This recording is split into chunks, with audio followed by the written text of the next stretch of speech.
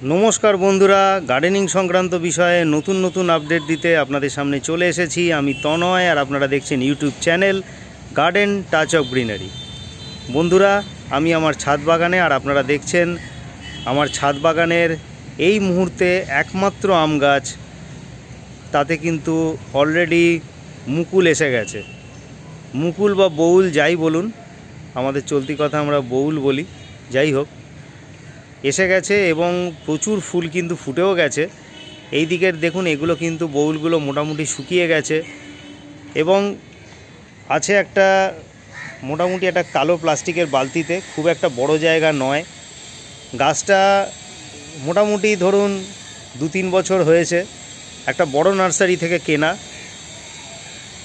তাতে এই ধরনের গাছে যে বিপুল পরিমাণে ফল ফলবে এটা আশা করা খুবই অন্যায়।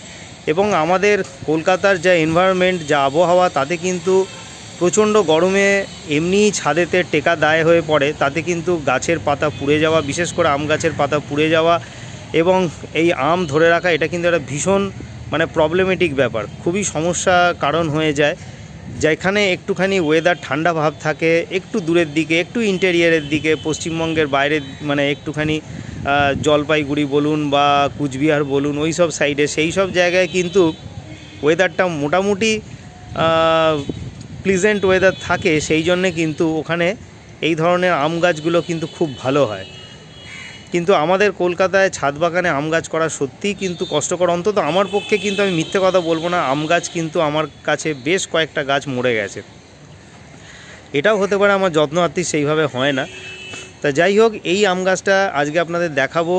এখন আপনার এই ফেব্রুয়ারি মাসের মাঝামাঝি, তাতেই কিন্তু আম গাছে অলরেডি বেশ কিছুদিন ধরে বউল মুকুল ফুটছে, মুকুলের ফুলগুলো ফুটছে এবং কিছু কিছু করে আমের গুটি ধরছে। দেখুন এইখানে যেটা আপনাদের দেখাবো, এই আমের গুটিগুলো মোটামুটি দেখুন একটু একটু করে আস্তে আস্তে বড় হচ্ছে। আমের গুটি রয়েছে, এখানেও দেখুন আমের গুটি রয়েছে, পরিষ্কার দেখতেই পাচ্ছেন। এখানেও দেখুন আমের গুটি রয়েছে, এখানেও দেখুন ওপরেতে আমের গুটি ধরেছে।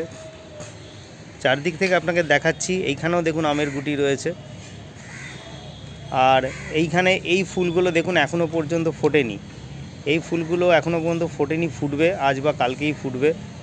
আর এখানেও কিছু কিছু নতুন দেখুন বউল বেরোচ্ছে, একটা একটা করে গোড়া থেকে নতুন বউল বেরোচ্ছে। এইখানে দেখুন অদ্ভুত ব্যাপার, এই বউলটা কিন্তু পুরনো, এটা দেখুন শুকিয়ে গেছে, অথচ তার পেছন থেকে দেখুন নতুন বউল কিন্তু বেরোচ্ছে। এখান থেকে দেখুন নতুন বউল কিন্তু এইটা কিন্তু বেরোচ্ছে। তা সেই জন্যে চারদিক থেকেই কিন্তু বউল বেরোচ্ছে। এইখানেও যেটা বললাম নতুন বউল বেরোচ্ছে। আম গাছের যত্ন পরিচর্যা আপনাদের প্রথমেই বলবো, একটা ভুল কিন্তু কোনো দিন আপনারা করবেন না, আম গাছের মাটিতে কোনো সময় কিন্তু নিমখোল দেবেন না। নিমখোল কিন্তু আম গাছ সহ্য করতে পারে না, সেই জন্য নিমখোল দেবেন না। আর কেমিক্যাল জাতীয় সার যারা ছাদ বাগান করছেন তাদের বলবো একদমই দেবেন না আম গাছে। আম গাছ কিন্তু খুব সেন্সিটিভ গাছ, আম গাছ কিন্তু অন্য গাছের মতো শক্তপোক্ত, বড় গাছ হলেও কী হবে, ওই ধরনের শক্তপোক্ত নয়, যেটা আমি মিন করতে চাইছি যে কোনো জিনিস দিলেই সেটা সহ্য করে নেবে। কিন্তু আম গাছ যদি একবার কোনো খারাপ হয়ে যায়, তাহলে কিন্তু তাকে কিন্তু আবার রিকভার করা ভীষণ ভীষণ শক্ত। সেই জন্য নিমখোল কখনোই দেবেন না। আমি এখানে বায়োভিটা স্প্রে করেছি, বায়োভিটা এক্স, একদম জৈব অর্গানিক একটা পিজিআর বলুন, ভিটামিন বলুন, সেইটা স্প্রে করেছি। মুকুল আসার পর থেকে স্প্রে করবেন। আমি গুটি ধরার পর থেকে দিন 15 গ্যাপে 2বার স্প্রে করেছি। আর মাটিতে খুব পাতলা করে সর্ষের খোল পচা তরল সার দিয়েছি, এর বেশি কিছু দিইনি। এইভাবেই করুন।